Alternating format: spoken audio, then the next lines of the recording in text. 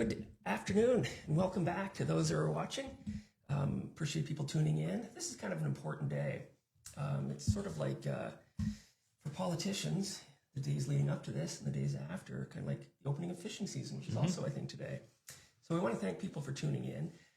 Really excited to have Devin Drover with us today. And Devin is with the Canadian Taxpayers Federation. He's the Atlantic Director, General Counsel. He lives and resides in Newfoundland, St. John's, Newfoundland, and he travels the region. So today he's in PEI to celebrate our budget, which is exciting. It's exciting to anybody in economic realms. I think businesses look at this to see, okay, where are the opportunities? Where is government spending money? How can I sort of position to be part of that fuel to the province? And some people are nervous about it because it might affect their livelihoods. If there's austerity, it impacts people's ability to spend. But we don't really have too many things to be fearful of except the future. That's probably what we'll talk about today. How is the PEI budget? What's the impact to Islanders today and the impact in the future? And so let me introduce Devin. I'll get you to just tell us a little bit about yourself, how you get into this, what your role is. And then we have some budget documents. And we can hold those up if you haven't been fortunate enough to see them. They used to be printed pretty commonly. And I used to go to the budget lockup and get a copy and you'd digest it before it was released. They don't do that. In fact, they don't even really distribute them anymore. If you don't show up on budget day, they're kind of like a precious commodity. So Devin brought me one, which is great. And I've looked at it at a high level, but haven't dug into it too much. So Devin, maybe I'll let you introduce yourself and your organization, and then we'll kind of get into this. Is this a great budget for PEI? Are there gaps? We'll kind of dissect it. Absolutely, and thanks so much for having me. And I guess by way of introduction, as mentioned, I'm from St. John's, Newfoundland and Labrador. I grew up there. I studied in university there, studied economics, which is timely for today's discussion. And then afterwards, I moved to Halifax for law school and my MBA. So kind of covering those bases of law, economics, and business, which made me perfectly suited for this role. I've been a fan of the Canadian Taxpayers Federation for a long time and, jumped at the opportunity to do what I do now, which is kind of twofold. I promote our mandate in Atlantic Canada. So I travel around promoting our mandate of lower taxes, less waste, and more accountable government. And then I also serve as their general counsel, where I do a lot of kind of legal challenges. A lot of what we do is trying to get information on how government spends money. And sometimes they don't want to be forthcoming with that information, so it takes us to courts to try to, so we do a lot of freedom of information law challenges to try to make sure that we get the full disclosure of documents when we request them. So a lot of that, so excited to be here. I will say the budget is a challenging one. I attended the lockup yesterday and had an opportunity to ask some questions of the minister. And it is a challenging budget. I think it repeats a lot of the same patterns from last year in terms of, historic deficit numbers, the government borrowing over $400 million this year. I think it's a new record. Yes, yeah. Not a good record in my opinion, but a record nonetheless. Yes, so it's a historic, and we use the term historic sometimes to describe really great things in history. This is not one of those. So you see the government borrowing over $400 million this year. And on top of that, if you look at net debt, so the total debt from, all of the years in this province's history, that debt increased 20% yesterday in just one day. 20%. 20%. That's a pretty, so I've got young children. Those kind of growth numbers, and we mentioned the term historic, people will be looking back on this. It's not good. No, it's frightening. And, some of the challenges with this budget is that, one thing we talk about, people talk about debt and deficits and kind of, it sounds very abstract to a lot of people, right? Like, especially when you're speaking in the millions or hundreds of millions of dollars. Just numbers. Exactly. Don't mean anything. Exactly. So what I like to do is break it down by population. So in the same way, when you rack up a credit card, you get, you have to pay the interest charges on that. Even before you pay down the actual, the principal, the actual debt, you have to pay the interest on it every month or every year. And the interest per Islander has went up to about $1,100. So the first $1,100 an islander pays now in taxes every year just goes towards servicing existing debt. So that's money that can't be used, towards your local doctor, can't be used to filling up your local potholes, essential services, or being returned in tax relief. That is just $1,100 that is being burned on interest charges. And the interest rates are pretty low right now. So, one would expect the interest rates may go up at some point, and the compounding impact of that is going to further restrict islanders' ability to invest in healthcare or roads, as suggested, or education. The $11,000 per person, every man, woman, child that's born today, and our population's shrinking, so that could become a greater number if nothing else changed. But that's on top of the Canadian debt as well. I don't know what that number is, but you might know it off the top of your head. But the accumulation of debt that we're burdened with is considerable and concerning. Absolutely. I mean, it's essentially mortgaging our children and grandchildren's future for spending right now. So when you have these kinds of big government, governments racking up huge amounts of debt constantly, it just leads to circumstances where in the future we'll have to either hike taxes to pay for current debt, or we have to cut services. And I don't think islanders or Canadians generally want to see worse services or higher taxes. So, but that's essentially what we're doing when we're running these big deficits like we're seeing in PEI right now. And, it is going to be a very big challenge. Like that $1,100 number, that's up about a couple $100 from where it was last year. And that's just 1 year. And now the government's projections, we're not talking about one bad year here. The government's projections is that they're going to borrow another $1.3 billion. Well, and their ability to forecast hasn't been very stellar. Yeah. I don't think they've hit their forecasts in No. recent memory. No. So I think whatever that forecast is, you can expect that we're probably going to go beyond that. Exactly, yeah. So last year was not supposed to be the 400 odd million or close to it that they ended up with. So it just shows that spending ultimately is out of control in this province. And, it takes, political willpower and, we elect politicians to make tough decisions. And it seems like the current government's refusing to do that. They're just okay with the status quo. Kick the can down the road. Exactly. And, we often, I try not to be too cynical about politicians, but it's always about getting reelected. Of course, that's their job. They have one job. When you're elected as an MLA, you have one job. That's to get reelected. Exactly. Without the assertion of a seat in the House of Representatives or Legislative Assembly, in this case, you don't have power. And without power, there's a lot of the systems that operate in the back end of this thing that need to be sort of supported. We'll pause for a minute because there's a lot here to get into, and I think people can kind of get a general sense for where your perspective is. We do want to invite people to call in. And as I mentioned yesterday, we have changed our technology. We've been struggling with rudimentary approaches. I think the listenership has been pretty strong. So we've increased our technology budget. We've got some better equipment.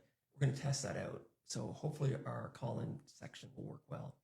If you do have a comment, certainly you can post it on our Facebook live stream. If you'd like to call in, we would really like to hear from you. So you may see things in the budget, if you had time to digest it, that are really great for you and some positive investments, and you're satisfied with the direction that things are going. Or if you are a taxpayer, you might have concern. We want to hear from you as well. So positive, negative, or just a statement, we'd love to hear from you. The number, if you'd like to call in, I'll repeat it a few times to the program, is 902-500-2464. That line will be open as long as we're on the air, and we'd love your perspectives. So the Island Do, this is a call-in program. The concept is really to let Islanders have their say. You have an opinion, we want to hear it. There's no judgment, we just want to have a conversation. And we're delighted to be here today with Devin Drover from the Canadian Taxpayers Federation, who came over to PEI for the budget, reviewed it, and he's been on a couple of media outlets. He was on CBC, several other programs. Probably the highlight of his trip is getting on the exchange. We're really happy to have you here.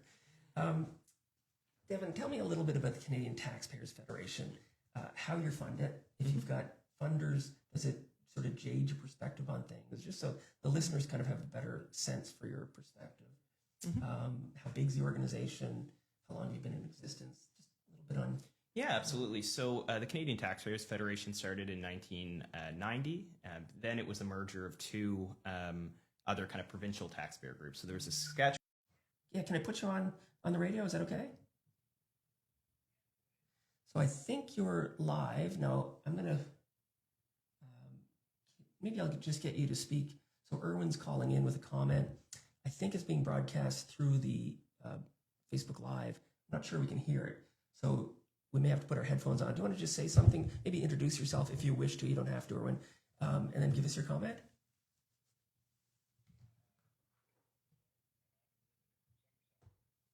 Can't hear it. Erwin, just 1 second. I think this is part of the technology problem we had. I'm going to try to connect you into the network here, and if I can't, then what I'm going to do is put your speaker on the mic. Bear with me. This is the challenges of technology. Actually, I think I know exactly what the problem was. We'd connected through my glasses. Let me confirm our source that we're connected to. And this, I guess, is the rudimentary challenge we have as we kind of build this system out. Okay, Erwin, I believe you're now connected live on Facebook, so other people can hear your perspective. We'd love to hear from you if you're available. Hello? Do I have you there? I think we've got you, yeah. If you can you hear us okay? Yeah. Yes, I can. So I guess my question for you is, where does it end? Like, if will the bond rate? How does it work? Will the bond rating agencies downgrade PEI, and then our interest rates go up higher even on our debt?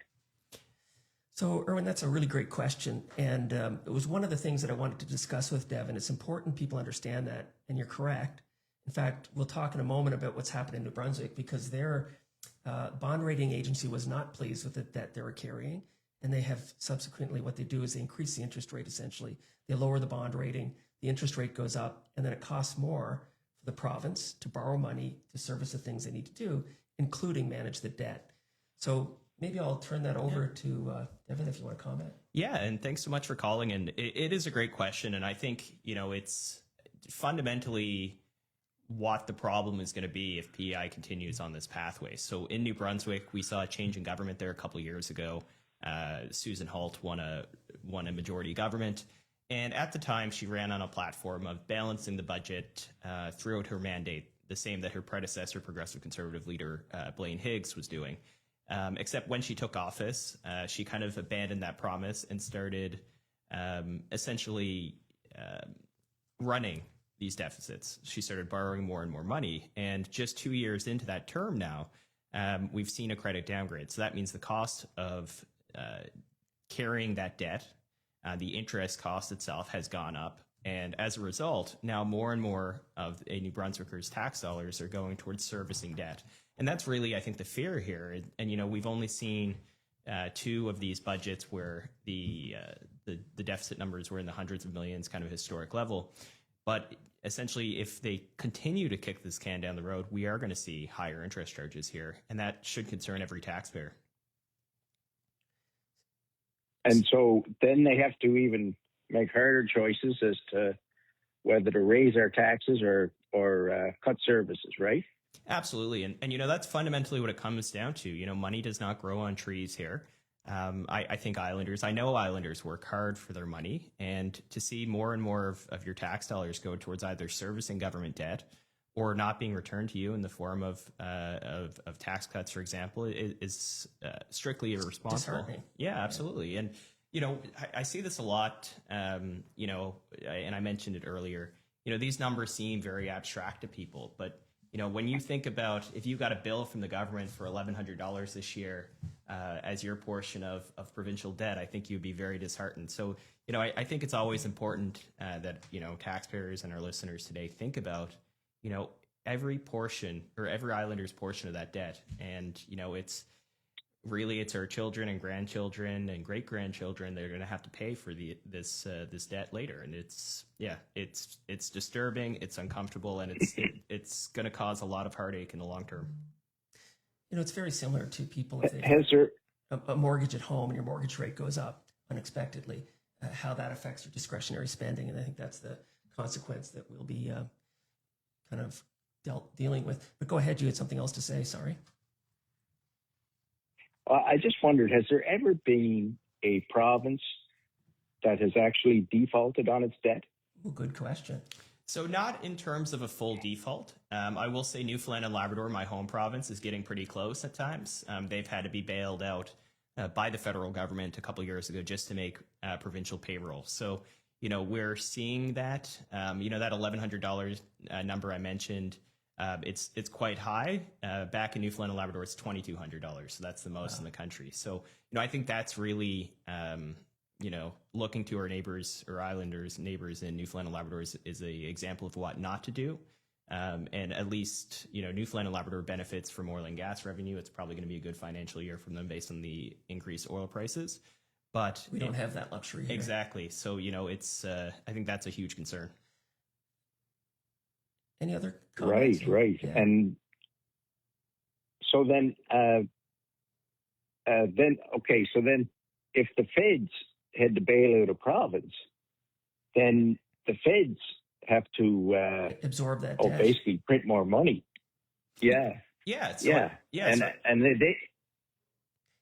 I think they can work with the Bank of Canada, but I suppose an individual province can't, right? No, I'll jump in really quickly. I think this is one of the security blankets I think that many provinces have in a federation where the Canadian Bond Agency is also based on the financial management of the independent provinces. There's a bit of an inherent expectation that the federal government will always support, especially have-not provinces through transfers and other things. I really fundamentally am concerned about the near future that that security may be gone, because I'm not sure that we can continually let's not call it mismanage, but overspend our budget beyond what we can bring in and expect that we'll always have a backstop of another party. One of the arguments you hear from all governments is this is happening everywhere. It's not unique to PEI. The situation in PEI is that we're a much smaller vessel. So if you think of it in terms of all the provinces of boats, we have a very small vessel and it's actually sinking. Water's coming over the edge. And as you mentioned in Newfoundland, they've got a lot of other assets like minerals and resources and oil that they can export. We're a little bit limited outside of what's happening with private sector and fisheries and tourism and agriculture. We don't have the luxury of a natural resource base that we can benefit from. But yeah, I'll turn it back to you, caller. Any other thoughts? Well, I guess my final question would be, and thanks so much for the information. What is, in your view, is it better for governments to do a bit of both, like raise taxes and cut services a bit, or do you think it's better to just slash and burn on services? And if so, where's the low hanging fruit? What services? So that's a loaded question. I think no government wants to reduce services, and you saw that in this particular budget. I think the tragedy is, and I sort of expect it as the current Premier Rob Lance's first budget. This is the first budget of the new government, that we would see some austerity and maybe a change in the fiscal management from what we witnessed under the previous government, which was the Dennis King, Rob Lance, Blois Thompson government. Today, this is fully a new government that has a mandate to manage the finances of the province. As a fiscal conservative, I'm a little bit disappointed because we do need to constrain our spending. If not today, it's going to happen in the future. It may not be our decision. We're kicking a can down the road and we're affecting future generations. That's a quite tirade, but I didn't get to talk for a bit. So I'll hand over to you, Devin. Yeah, I mean, I think fundamentally the government doesn't know where the problem is, right? Like, if you're a company and, you have 1 year where you take a loss when you take on debt, the first thing you're doing is reviewing every item on your spreadsheet to find out, what costs can be lower, how can you improve, how can you do your job more efficiently. The provincial government hasn't taken those steps. It hasn't studied the problem. And that's, fundamentally what's going on here. And I'll use a couple examples of how other jurisdictions have dealt with this. And so in other jurisdictions, they've completed kind of thorough reviews of spending. We saw this federally in the 1990s when the federal government was dealing with quite large deficit and debt numbers. and Jean Chrétien as prime minister, and Paul Martin as the finance yes, minister. exactly. Paul Martin as finance minister launched a sweeping program review, and they looked at, is there things that government is doing that it shouldn't do? Is there things that government's doing that, might be better for a province to do or a municipality to do? They ended up finding $9.8 billion in savings. Of course, that's the federal level, so we're using very large numbers there. But that was nearly 19% of total spending at the time. And they used that savings to balance the budget and cut taxes. So, I think it's, there's abilities for governments to study the problem and find ways to reduce spending without, we're not talking about cutting frontline nurses or frontline staff. There's just ways to examine what government is doing and find out if there's a better way to do it. And we saw a similar thing happen in Newfoundland and Labrador. They launched an independent review of the province's finances to cut costs, and they identified a whopping $3.6 billion in potential savings. Now the onus is on the government, and we have a new government there to actually implement some of those savings measures. But essentially, if you don't study the problem, you don't know the answers. So, I think really the first action of this government, now that they've tabled this budget, is to make sure that they're not in this position next year by starting a thorough review of spending. And they have announced that. In fact, I have a note on that in here. The red tape. Yeah, which, one of the concerns, they announced this, and it's like a year out, based on what I would interpret the financial urgency. They give 10 days, get back with a report. Let's look at if there's waste, clean it up. If there's opportunities to do things more efficiently, and I'm a proponent of working with the private sector. That doesn't seem to be really of interest to the current government, but that would be a recommendation. We have a few more comments coming in. I'll let you just make a final comment there, caller, and then we'll open the phone lines back up if that's okay.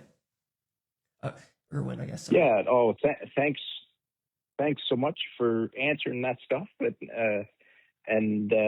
this is a great little noontime thing to do. Well, listen, I want to thank you, for calling, and I really appreciate your comments. So I was just telling Devin, we started this is about 15 days ago, and the purpose really was to give Islanders a voice, because everybody's got an opinion, an issue, an opportunity, a challenge, a statement they want to make. And there really isn't a great conduit to do that. So we're not looking for, abusive comments. We're looking for structural conversation and constructive conversation.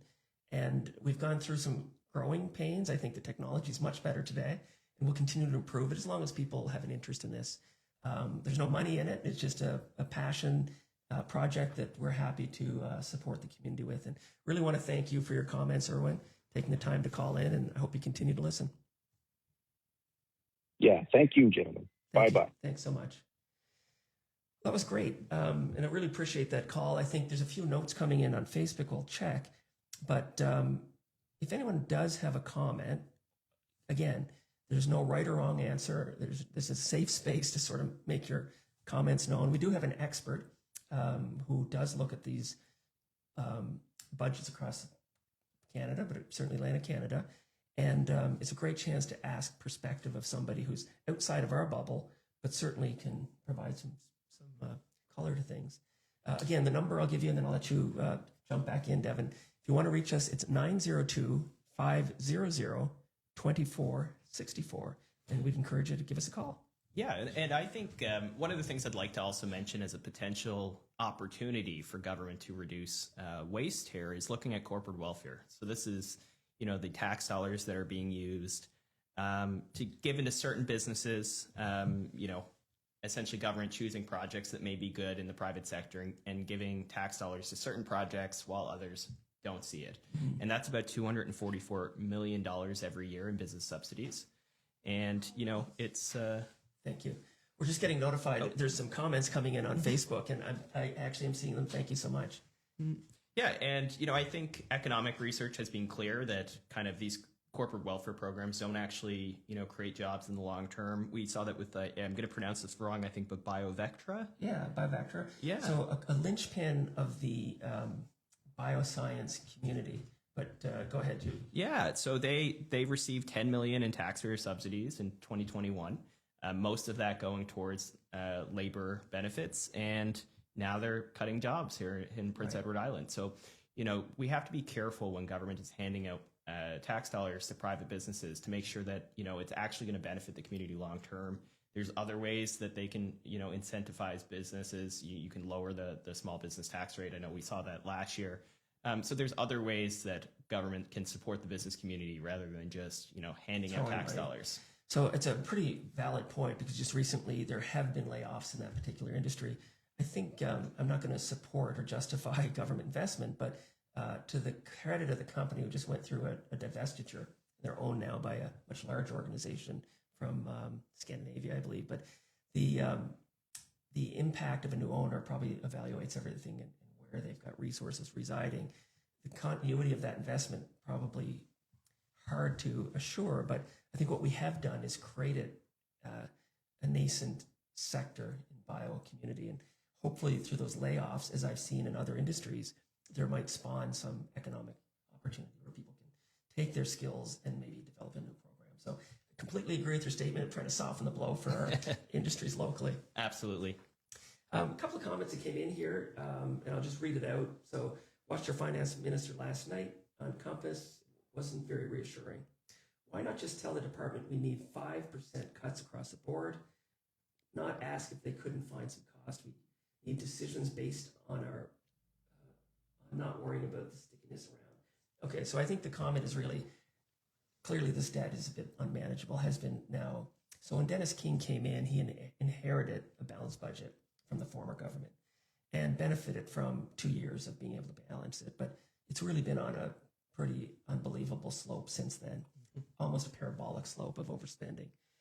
The question is, why not cut across the board? Well, I don't know if 5% would do it, but I think politically, we did have a government that tried that years ago, Catherine Callback, and it was a 7.5% rollback. So rather than cut people, the decision was made, let's spread the burden, cut across the board. The Liberals at that point were sent to the hinterlands for 3 terms. I think people residually had negative consideration. And sure, those are the things that go into the thinking of the political bodies that can, look at or promote overspending. The comment on the finance minister, Jill Burdridge, if Jill's here and listening, we'd love to hear her. Call in. The number is 902-500-2464. We'd love your perspective. Our job is really just to talk about enhance the conversation of Islanders. And this is a great day to talk about the budget, which was not an austerity budget. It was a more spending budget to record levels. Any other thoughts from your... Yeah, I mean, I think one of the interesting comments, or there were a couple interesting things from the budget address yesterday that the minister made in the Legislative Assembly. First, there was the comment that this is about choices. Budgets are about choices. It's about choices. Spending exactly. or not spending. Exactly. And that's, I think the choice that has been made here is to not admit that there's a real problem. If we continue to spend like this, or the provincial government continues to spend like this, there are going to be choices that are going to be made, and they're going to be a lot worse than if they're not made now. I think there's ways of, again, looking for these kinds of savings within government. But, it's funny, we talked about the King government. A lot of his initial promises when running in his initial election was he was going to fix healthcare in the province. That was a lot of his messaging. But if you look at spending, all that spending is not in healthcare. It's I think it might be 2/3 or half of spending is in healthcare. So a lot of that spending has just grown government in all capacities. I think that's one thing we've noticed, and I don't know the current stats, but a year and a half, 2 years ago, the provincial bureaucracy has grown by 35%, which is kind of astounding. It's probably a great way to secure votes, but what it does do is strip the private sector of opportunity, of human resources, of ability to connect with government, and ultimately it withers. So when the austerity comes in, which I'm quite confident it will, we've lost the economic driver of the province, which is small business. And many small businesses have looked at opportunities outside of PEI. I know in my case, I'd rather work in a different province than compete with government, because I recognize you cannot compete with the ability to accumulate debt, because small business can't do that. Yeah, absolutely. And the other interesting thing actually about the minister's address yesterday that stuck out with me is, she referred to the fact that the province is growing and that there'd be a need to meet that demand. The provincial population, I was here this time last year for the budget, the population change in that 1 year has been 0.7%. Well, I'm surprised because the Canadian national population is decreasing for the first time ever. And really, as a consequence of immigration policies, we're going to decrease as well. Exactly. Our naturalized, unfortunately, deaths are always greater than our births. So unless we bring people into the province, the population declines and the debt burden is shifted amongst a smaller number. Yeah, absolutely. And but either way, the increase in spending is not a result of a 0.7% change in population. And I mean, the stats are so small that, you know, even if it was a doctor for every one of those 0.7%. Yeah, even if the population dropped by 1%, the revenue is up 3.5%.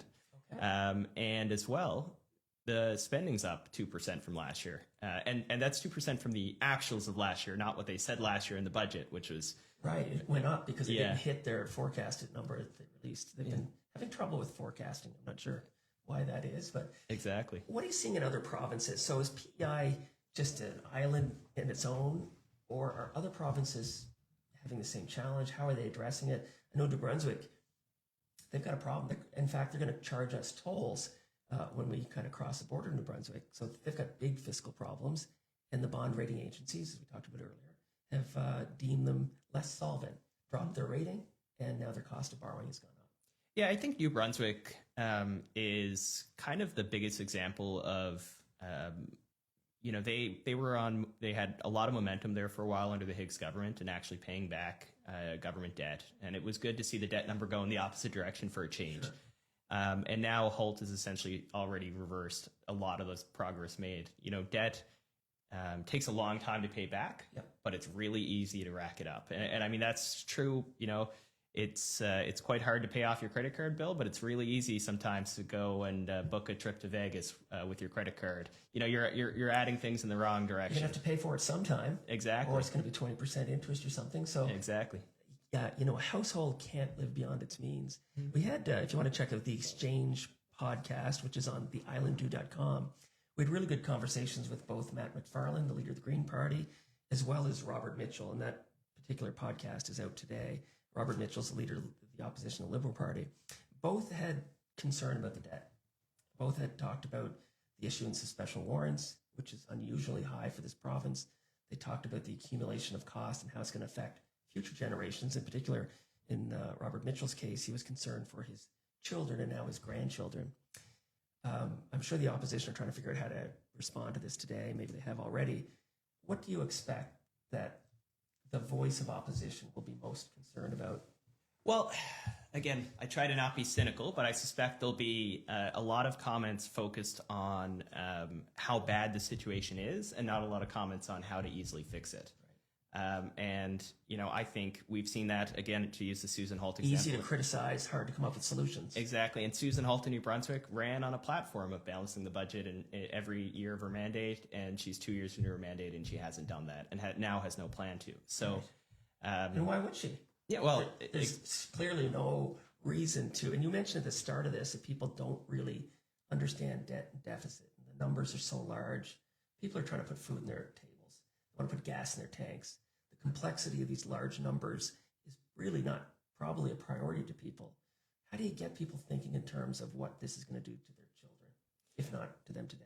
Yeah, and I mean, I think this is where politicians, you know, I think opposition politicians especially can do a better job of communicating these kind of complexities. And, you know, as a lawyer, I found, you know, one of the things that I work very hard at is explaining very complex legal, you know, situations to people in language that they understand, right? Because, you know, fundamentally, you know, people, I don't expect, you know, Islanders, people listening today, to know the ins and outs of debt numbers and interest charges and bond ratings. And, you know, so it's trying to take those complex situations and boil it down in a way that people can understand. And I think, you know, if opposition parties want to really, you know, criticize these, you know, these issues and come up with solutions, they really need to be focused on what would they do? Yeah. How can they address it? And also making it simple for people to understand. And, you know, if I always use the example of my mother, she works 10 hours a day. You know, the last thing she does when she gets home is want to digest, you know, hours of news content to understand what's going on, you know, with her local legislature. People don't have the luxury to do that. You know, in some ways being, being involved in politics or paying a lot of attention in politics or public discourse, that's a privilege for a lot of people. When you're working 10, 12-hour days, you get off, you want to spend time with your children or your family. It's a challenging, it's challenging to do this. Yeah. So, I think that's part of the problem. But, we need to break through with people and explain to them why it's a problem. Well, if you put it in context of, I'd say you wouldn't have a doctor for a decade, but there's 40,000 people presently without a doctor in PEI. If you said, we're not going to pave or repair our roads for 5 years, that would probably get people's attention. They'd understand that. A reminder, Erwin had called a few minutes ago from the western end of PEI, Summerside. If you have a comment, we'd love to discuss the budget, how it's affecting you, what your perspectives are. And if you've even had a chance to look at the number is 902-500-2464. And one of the questions that Erwin kind of was curious about is how does the debt affect us long-term in our bond rating? And I just made a note in the budget here. In fact, somebody else had provided this for me. But the PEI deficit per person is more than 40% of New Brunswick's. And we've identified that New Brunswick's debt is so unmanageable that the bond rating agencies have come in and restricted their ability to borrow by increasing their rates. The deficit per person for PEI is 100% greater than Nova Scotia. So those are big numbers. We are not kind of an island in and of itself. We're unique. We're kind of trending in a bad trajectory, and we've got a position in this challenge which is numerically worse than our neighbors. Yeah, I think the real difference, and we kind of started talking about this, is what am I seeing in other places? Yes, New Brunswick and Nova Scotia are running deficits, but they're not increasing debt 20% in 1 year. That's a fifth of the total debt is increased in just 1 year. So those are huge numbers. This isn't a small challenge or a small hiccup in the road. This is life altering for the Prince Edward Island government. Yeah. Well, just as you're speaking, I was looking at some notes that are coming in here. And again, if you want to call, we'd love to hear from you, 902-500-2464. But this is a good comment that somebody made, and you can probably see their name online. I won't mention them, but let me read their comment because it's a good one. It may not be something you're as acutely aware of. I have some perspective on it, but she's wondering if this has been talked about, but she'd be interested to hear the perspective on cutting the electricity rebate in lieu of the island essential benefit. So this is in relation to the petitions for rate increases for Maritime Electric and increases over recent years. It's also a discussion revolving around ratepayers versus taxpayers, moving away from the simple, visible, universal form of bill relief for ratepayers toward another universal tied to income, benefit tied to income. Let me put some context to this because it may not be as familiar with it, but so several years ago, Dennis King implemented a rebate on our electrical generation in the amount of 10% of the bill. And the intent was a short-term fix to support islanders in a difficult time, assuming things would get better. Well, I guess maybe they didn't because they never removed that. I think it was supposed to be for a year. It's politically difficult to remove these benefits once they're applied. So 10% of your electric bill was actually, falsely rebated. It wasn't the actual cost of electrical generation. Because of the cost of this in this budget, the government's reduced it and they've redistributed that money in another way. The impact to islanders is going to be a shock in that they see their bill 10% greater. Energy prices are going up. Electrical prices are going up. Our electrical, sort of component is loosely based on the price of energy in the global markets. And there's a reference to a couple of recent cost increases identified by Maritime Electric, not yet have been applied to the bill. So we have a cost increase from Fiona, and just going by memory, it's about $32 million. There was so we're still paying for that. There was a cost increase from adding a redundant or additional electrical generation station. And there was a cost increase in Point LaPro. So those are three sort of independent, mutually exclusive financial impacts to the ratepayer and PEI at a time when rates are going up anyway. And now to have this 10% rebate also reduced seems probably would be more useful today than it was when it was applied 4 years ago. So in that context, I guess the question is, are we better to be rebating people at a source like electrical bill, or are we better to be distributing that benefit to people in need, which is arguably what the intention probably is? Yeah, so I mean, the challenge with these type of programs is that once you give people relief, and we see this with tax relief as well, kind of direct tax relief, you know, it's very hard politically to take it away. Which they can't. Yeah. And it also, you know, people get used to lower costs, right? In the same way that, you know, the federal government yesterday announced that they're going to suspend excise tax on gasoline until Labor Day weekend. Yes. I guarantee you on the Monday or the Tuesday after Labor Day weekend, and they reassess that. Yeah, it's going to be, you know, it's going to be a challenge. So I think, you know, politically, these situations are very difficult, but the government didn't need to find themselves in this situation, right? Yeah. This is it's their own creation. Exactly. Especially the last, arguably 6-7 years, they've kind of dug this themselves. Yeah, exactly. And, you know, if they, you know, managed the debt better over the last few years, they managed spending, they didn't increase or bloat the bureaucracy here, there would be ways to allow, you know, these type of relief to continue while not tacking on, you know, 20% of new debt in a year, right? Not to throw the minister's words back at her about it being choices, but it is choices. Sure, it's a choice to spend within your means. Yeah. And so arguably there's a good benefit to spend above your means if you've got the ability to pay it back. And households will do that. They'll take out a mortgage, they'll buy a home, maybe they'll take a lease on a vehicle because it makes sense and they need it. With no clear path to get back to even reducing the amount that we spend, I'm very fearful for the future, and I'm fearful for the flight of capital. I talked to somebody yesterday about, you know, the argument was let's increase the tax rate, which they've done for the highest income earners. It's pretty marginal, it's 1%. It's not going to affect people probably at that income level, but it's a mechanism to tweak in the future.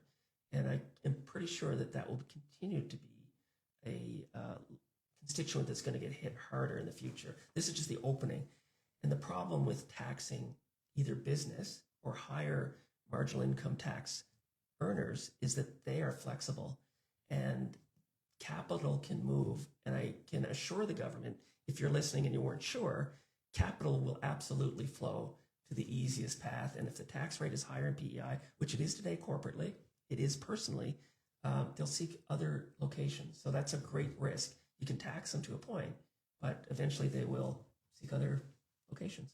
You said an interesting number earlier. I think it was 40,000 Islanders without doctors. Well, so that would be what's publicly recorded. I would suggest it's higher than that. I'm one of those 40,000 that doesn't have a primary care physician.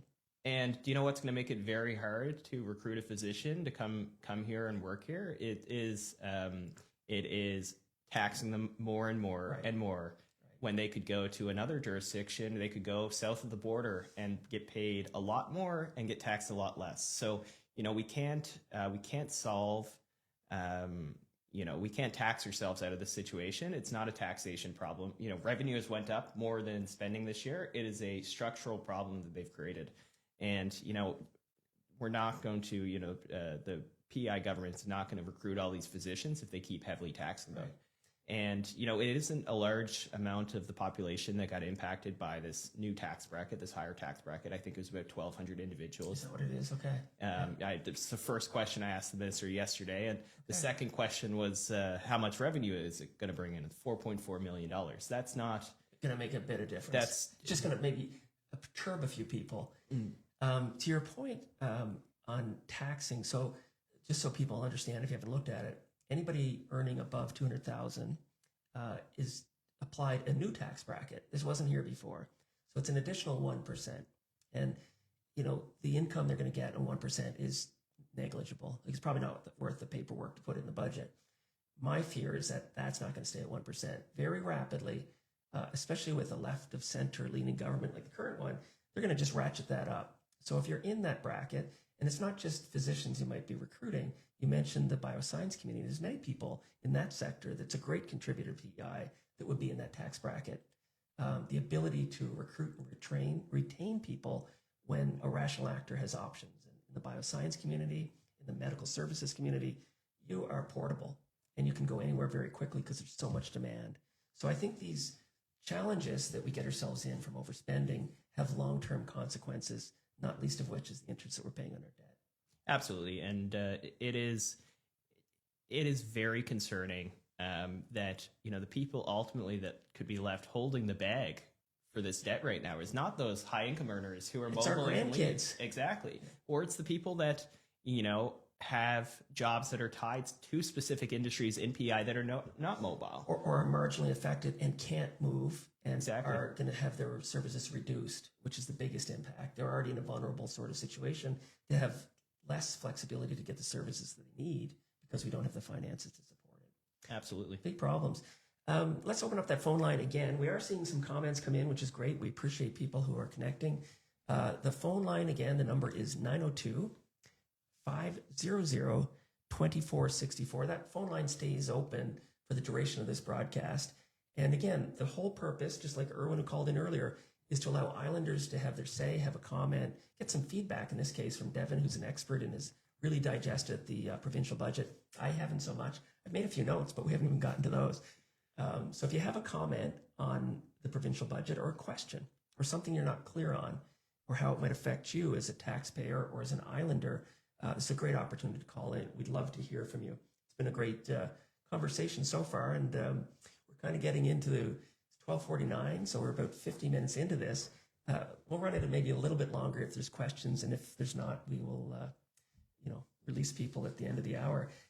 You've gone through this in some detail, and I've got a whole bunch of these old budgets with me. As I mentioned, this is the current one. This is like gold because you can't get them. I've always gone to the budget lockups, and primarily as a media sort of representative, as I was a journalist for the newspaper, at least an op-ed journalist for the newspaper. And I always enjoyed dissecting the budget, rapidly going through it, having the opportunity to have a conversation with the minister, the deputy minister, challenge some of the assumptions in the document, which often made people very uncomfortable. I don't think they ever wanted to see me there, which was great, loved going. And more recently, I've gone on behalf of the Chamber of Commerce, but I didn't go this year. So I've got this stack of old budgets there. They don't give them out. You have to actually pick one up, and it's available online, so they don't print them. But it's nice to have the tactile budget to go through. I haven't gone through it in detail. I've digested it. I've made some notes here. If you were to reflect on, and we've talked about a lot of aspects of the budget, Devin, but is there anything in particular that is unique to PEI, or a unique challenge, a unique opportunity, or something in the budget? It doesn't have to be, we've talked a lot about the restrictions that this may provide in the future. Is there any investments that you've seen which are kind of noteworthy? Not so much in terms of investments. I mean, as I mentioned earlier, I have a bit of skepticism towards some of these targeted corporate programs. And the first thing. So give me an example. What is it? Program. So, and just as you're, go ahead if you. If you pass me the budget address, that might be the easiest. Because normally one of the first things I do when I open up. So this is the budget speech, the budget address. This is the comments that the minister makes while announcing the budget and their spin on what, the government spin on what's in it. And the process, just so people understand, there is a pre-release of this budget, which Devin was at yesterday. So you go in lockup, you're physically sequestered, you can't have your phone, you're with a group of people, usually from different organizations and interests. You get the first look at this so you can understand the impact mostly to your constituents. So whether that's the Chamber of Commerce, or the Nursing Association, a group that may feel there's something in the budget's going to affect your mandate. Once that is kind of reviewed, and you've got about 2 hours probably to go through it, the minister comes in with the deputy minister and a little entourage of people from the department to ask questions. And if they're not sure of the answer, they've got resources there to help respond. Once the minister leaves that lockup, they go over to the Legislative Assembly, where they formally present the budget and actually read through essentially the address that Devin's looking at right now. They read that address to the people of PEI as represented through the Legislative Assembly. And once that address, I think, has started, they kind of release people to the wild. So everybody who's sequestered can't get out and write an article and post it online and say, somebody's getting a bunch of money or nobody's getting money, or there's a big deficit, surprise.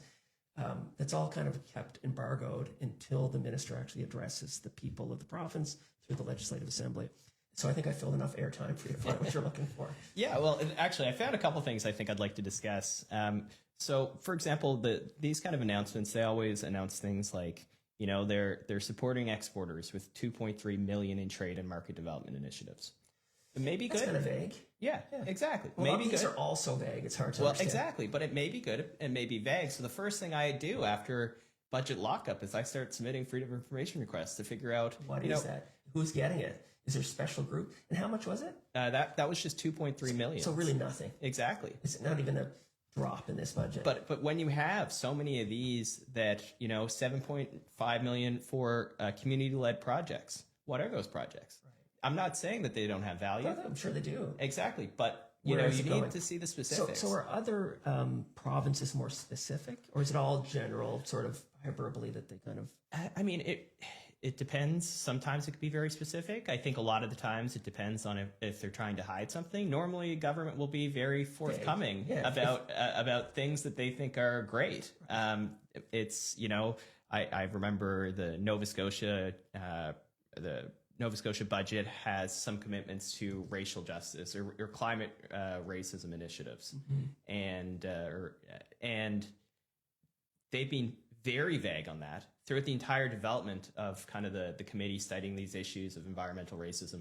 You know, they've been very vague about what all of this means and what it may be. But it's a nice announcement. Exactly. But they don't want to give specifics, and they probably don't have them. Exactly. And you know, that's part of the problem. And the other, I want to say, come back for 1 second, and I'll let you dig back into it. The comment on the economic development, just repeat that for me. It's 2.4 million for export development. 2.3 million in trade and market development initiatives. Okay, so those are probably some nice trips for people. But you know, when I look at this, hey Laura, can you hear me? Okay. Yes. Hello. Hi there. Can I put you on the on the air? Yes. Hello. Hi there. Can I put you on the? Hello. So can I ask my question now? Please do, Laura. We're getting some feedback. I apologize, but yeah, by all means, what's on your mind? Okay. So I'm sorry I didn't listen the whole broadcast, but I would like to hear your comments about recent news about the finance minister did not commit to the sunshine list, and they just published the salary ranges. And I'm a new immigrant to Canada and PI, and in our view, we think that there might be too many staff working in the government, and we think they have high salaries. So and this recent news seems show that it's not very transparent for the PI government. So could you give some comment or idea about that? Recent news seems show that it's not very transparent for the PI government. So could you give some comment or idea about that? Recent news seems show that it's not very transparent for the PI government. So Laura, I'm going to. I think you can still hear me. I've just muted you because we're getting a lot of reverberation. And I think it's because you're on a speakerphone. So that doesn't really work very well in this type of format. Let me try to paraphrase what I think you're asking. I still have you on the line, so I can put you back in if you come off speakerphone. And you can also comment online. But I know your comment was around you're a newcomer who's just come to PEI. You had concerned around transparency, maybe of investment. And I'm not sure in what context. I'm going to bring up the speaker again. If you're on speakerphone, I'll ask you to come off. And we'll try this one more time, see if we can get concisely what your comment is so that we can speak to it. Can you hear me okay, Laura?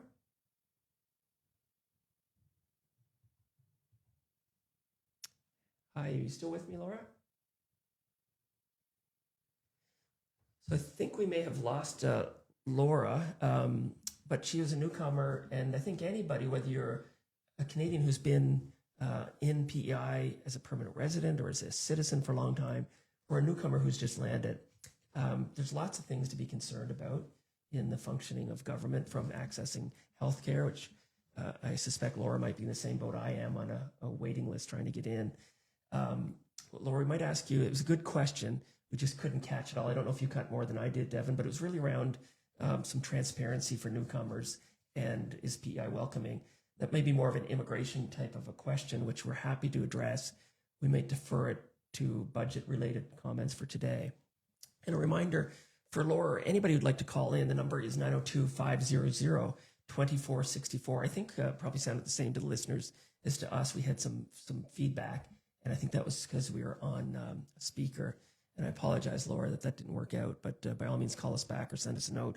One thing we were just very briefly talking about was this economic investment. When I look at the debt, and I am kind of a fiscal conservative, so I'm concerned about debts and deficit. And the deficit is what happens with an individual budget. The debt. Hey, Laura, it's you're back on live again. Can you hear us?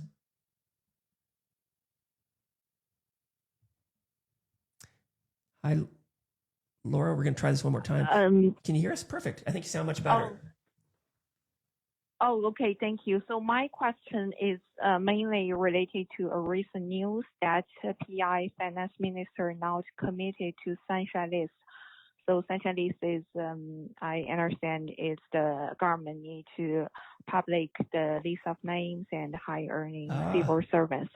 Yes. So as a newcomer, my concern is that maybe there are so many staff working in the government, and their salary might be high, and this information is now so transparent to the new to the taxpayers. Especially we as newcomers, we have the stereotype that the government staff, they earn high salary and they do not have much workload. Yeah, but I'm not sure if it's that's right stereotype, but yeah, that's a really what good, we heard. Really good question. Let me just kind of bring Devin into this because I'll give you a little bit of context. I'm sure Devin will probably going to steal your thunder, but this Sunshine List, it's a great question. And so BC are most recently kind of bringing this up. But locally, local journalist, and you might know Paul McNeil, he's a very well-known publicist of the Eastern Graphic. He has been looking for this Sunshine List for many years, and he's gone to great lengths. He used to produce it in his paper. It was probably one of the best-selling papers because everybody wanted to go grab it and see how much people were making, how much is your neighbor making. They stopped that. They reduced his access through freedom of information, and they suggested that this would be something they couldn't release. It would compromise the individual. So I think he went back then and he wanted, okay, I don't need to know this specific person. Just give me the general, band range and how many people are making X number of dollars in the province without the individual. That was also rejected. It becomes more of an issue as it has just recently in BC. And BC did release it, I believe. I think as a taxpayer, Laura, and you might have a concern about this being released, but as a taxpayer, I think we have an obligation and a right to know where our money's being spent. And are the salaries that the people are getting consummate with the work? Are they appropriate for the level and the responsibility that the person has? So I think that it should be released. Now, one thing that's been suggested, let's not release it for everybody. So I don't know where you work, Laura, but let's say you're working in government and you didn't want to have your salary released below a certain threshold. So if you look at the, maybe it's everybody over 200,000 or 100,000 is probably more appropriate for PEI. It seems not very transparent not to share that. Go grab it and see how much people were Maybe making. Devin, let me get your thoughts on that. Yeah, absolutely. So we've actually been calling for a federal Sunshine List here at the Canadian Taxpayers Federation. We've called for one here in Prince Edward Island. I've spoken to the gentleman you mentioned from the Eastern Graphic about this as well. And Paul has another podcast. You can also pick that up as well. So we could be podcast collaborators. Maybe we'll have Paul on. Yeah, absolutely. So the, Sunshine Lists are a super important tool for transparency. I've wrote about this at length on a federal level where there isn't one here in Prince Edward Island. There isn't one in Quebec. There isn't one. Everywhere else now has a Sunshine List. Wow. At what levels? Is there certain thresholds? So for the most part, it's $100,000. Okay. In, I believe, Manitoba or Saskatchewan, it's as low as 80,000. Okay. But for the most part, it's always 100,000. Yeah. And, in my home jurisdiction in Newfoundland and Labrador, it kind of had an interesting, kind of similar story of... We're so close in proximity, you can identify, how much is their neighbor making. Yeah. So what happened in Newfoundland and Labrador is that they actually, a local journalist was trying to get this information about those in the English school district there. and they refused to provide the information. It ended up going to the Superior Court there in Newfoundland and Labrador, and eventually the Court of Appeal, where essentially the court ruled that taxpayers fundamentally have a right to know this information. And, the reason the names are so important is, how do you know if, a politician of the day isn't hiring his friends or family members for some of these top paying jobs? You don't, unless the identity is known.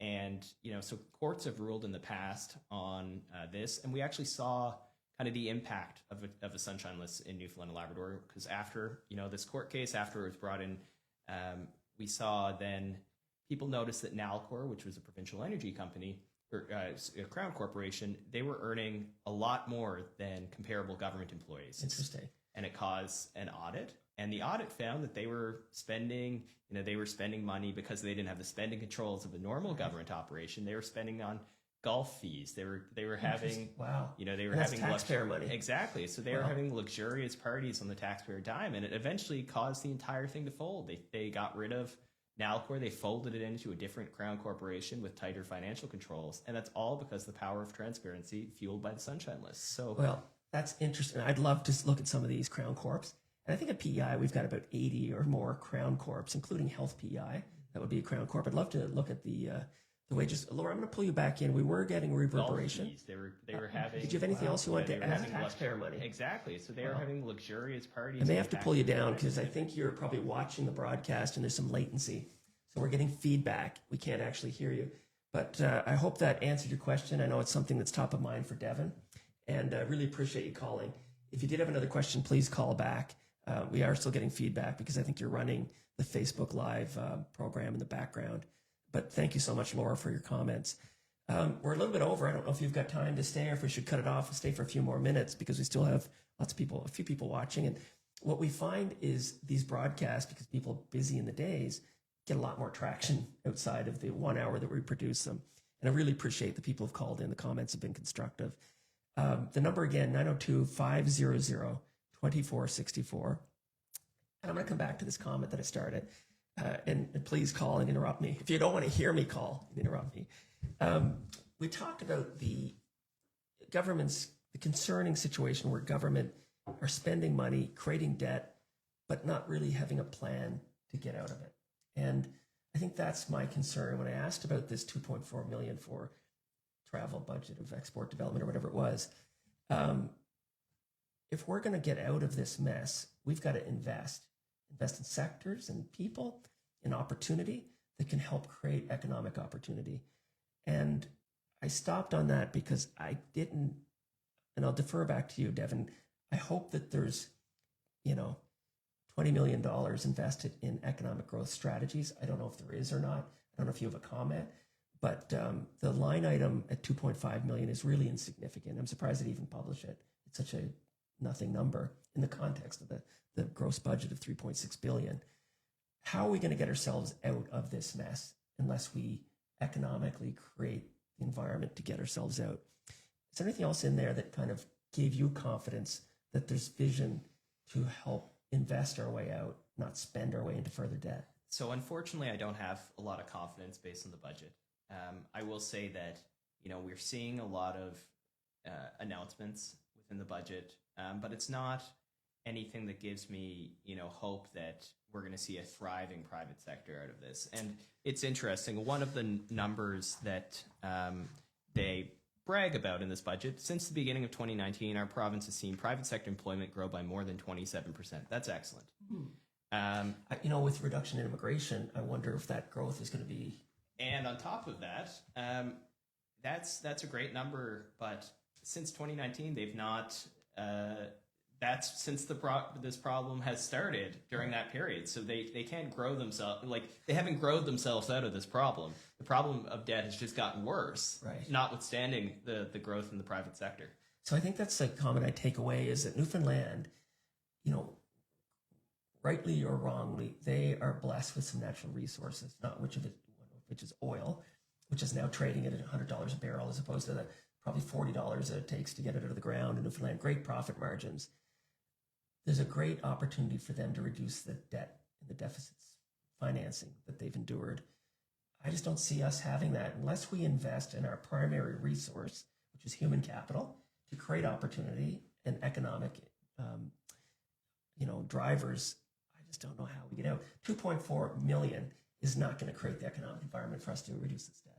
Exactly. And just kind of the last point on that, and I mentioned it earlier, you're not going to attract those people who, want to build and grow industries or new industries or developments here if you tax them more and more and more every year. Which is an assurance. Taxes only go up. In the introduction of this new tax bracket for the upper earners, it's fine. I don't think the imposition of what they've proposed is significantly material, but governments only have a tendency to seek funds from areas that they can get it easily. And as a constituent who can't really advocate that they shouldn't be paying more tax, nobody wants to pay more taxes. But I think that constituent is most fluid to relocate. And I think that's the jeopardy that this budget kind of puts in place. I don't think anybody who earns over $200,000 would have a big concern about paying more taxes. Even if it was 10% more taxes, I don't know, can't speak to that, but I think it wouldn't be a concern. The concern is the potential for escalation and unbridled tax imposition, which clearly this has just opened the door to. We've got an hour and 10 minutes. I'm happy to chat. I'm actually really enjoying the conversation with Devin. It's a really great opportunity to delve into this budget, and we can't do too much in an hour, but we're scratching the high level. If you've got the luxury of a few more minutes, is there anything else that you wanted to touch on from your perspective? I think there's one other thing that I thought was interesting, and that is, there's this Prince Edward Island Essentials benefit. So it's providing direct financial relief, is their language, essentially subsidies, to support low and middle income islanders to help offset the costs of essential household expenses. That sounds great in theory, but really what it's doing is it's taking the tax dollars and then it's giving it back to them in a smaller amount. And also when you have these kind of administrative programs, I told my boss I wouldn't drop we were talking, my colleague Todd and I were talking about economics yesterday, and I said, I'm not going to try to use this phrase, but I guess I've talked for an hour and 10 minutes, so I'm going to. It's an economic theory called Okun's leaky bucket. And the idea is that when you put water in and you move the water around or move the bucket around, some water is going to fall out. Okay. And that's what happens with these kind of programs. Instead of giving them low and middle income islanders a $26 million tax cut, for example, what they've done is it might take them $40 million to give them $26 million back. Right. So that's the problem. It's this kinds of sleight of hand shift that governments always try to do. And if you're a benefactor, you don't probably get too concerned or think much about it. But we did have a comment from Colton exactly on that subject. And is there a sleight of hand between the maritime electric rebate going back into that specific distribution? Yeah, they're robbing Peter to pay Paul. Right. Is all that's happening here, and it's.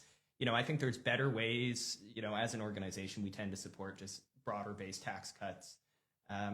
If they wanted, for example, you could cut HST by 1%, like Nova Scotia did. It saved the average family there $350 a year. You're going to feel that in your groceries and your gas and other. Exactly. You're seeing it everywhere, and you're seeing it every time from buying a coffee in the morning to when you purchase a car, you certainly notice a percent difference in HST. So I think there's better ways. We've been advocating for an HST cut to match Nova Scotia, makes the province more competitive in comparison to neighboring Nova Scotia. So, I think this was a missed opportunity. They could have just used, if they want to provide, I think it's a very fundamentally good thing to want to give low and middle income islanders a break. That. But is it the best method? Exactly. And I think, an HST cut, for example, further adjustments, income tax exemptions, there's other ways to do it. I don't think this is the right one. I wonder if the studies on reduction of consumption taxes, which is what HST is, does it drive more investment? So if you're saving on a year, $500 because your HST has gone down, would you reinvest that? Like, you're probably not going to go buy Bitcoin with it. You're probably going to go buy another dinner out. You're going to spend that in the economy and let that circulate. So I think there's an economic justification to consider those tax rates that you've discussed. I'm going to do another call out. Any more comments? We still have people that are watching. We're a little bit over our time. The number again, 902-500-2464. Send us a note or give us a call, but we will have to probably wrap this up because I'm sure you have other things you want to do. Probably get back home.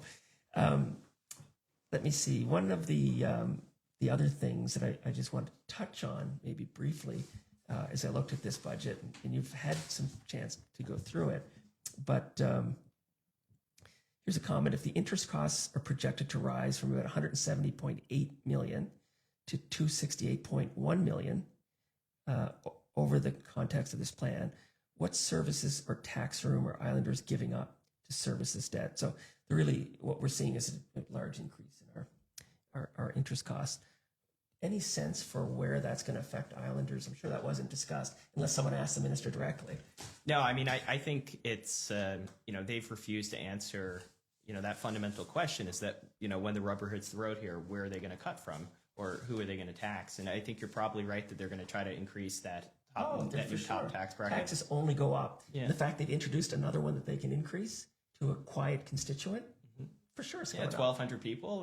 That's a small point of the population. But you know what? Maybe the province should be trying to get more people into that tax bracket instead of trying to make the ones that are there leave. Exactly. Anyway. So, I think that's the big concern, and that $1.3 billion they want to borrow and add to the debt in the next 3 years. I think we're going to see that $1,100.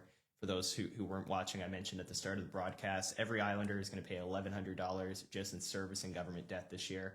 And I think that number is only going to go up if they keep racking up debt. Which it seems they're going to. In fact, they can't even stick to their forecasts, let alone manage the budget. It's really disheartening as a islander, as a fiscal conservative. It's concerning. And I'm sure other people have different perspectives. And we heard some great questions today. Devin, I really want to thank you for coming in. You work for the Canadian Taxpayers Federation. You're on PEI to review the provincial budget, just dropped yesterday. It was really excellent to have you here. I appreciate you coming in, sharing your perspectives. And I'd love to hear from people. If you've got comments or thoughts on the conversation, let us know. If you have any suggestions for other guests that should come in, by all means, send us a note. We'd love to have more co-hosts, and you're welcome to come back anytime you're on PEI because it was a great discussion. I'll leave the last word to you. I just want to thank you again for the invitation. Thanks for the listeners and the great questions. I'm Devin Drover with the Canadian Taxpayers Federation. If you have a question for me that I didn't address, you can go to taxpayer.com. My email's on there. Send me an email. Give me a call. Happy to hear from you. And I'm going to keep up the work I'm doing here, fighting for lower taxes, more accountable government, and less waste in Prince Edward Island. All great things to aspire to, and I hope you're successful. Thank you so much. It's been a challenge the last few years for you, I'm sure, but thank you very much for coming in. Appreciate it. And thank you for listening and tuning in. I hope you enjoy the rest of your day, and we look forward to seeing you tomorrow, same time, same place, noon, for another call in. Bring your thoughts, perspectives, and comments. Thanks so much.